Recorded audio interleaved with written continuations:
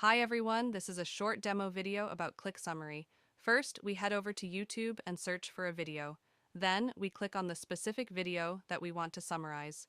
ClickSummary will automatically detect the new video that's been opened and generate its summary.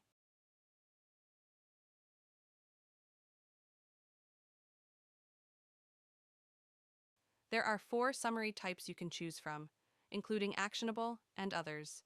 You can also adjust the length of the summary, whether you want it short or detailed.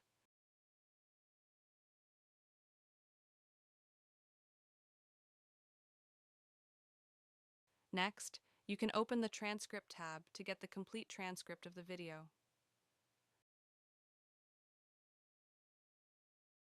Then, move on to the chat feature, where you can chat with the video. Simply ask any question, and ClickSummary will generate a response based on your query.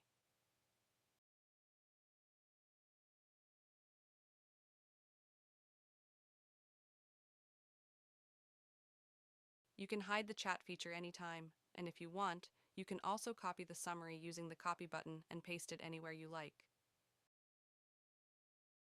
If you want to export the summary, there are multiple options. You can export it as a DOC or PDF file and save it easily.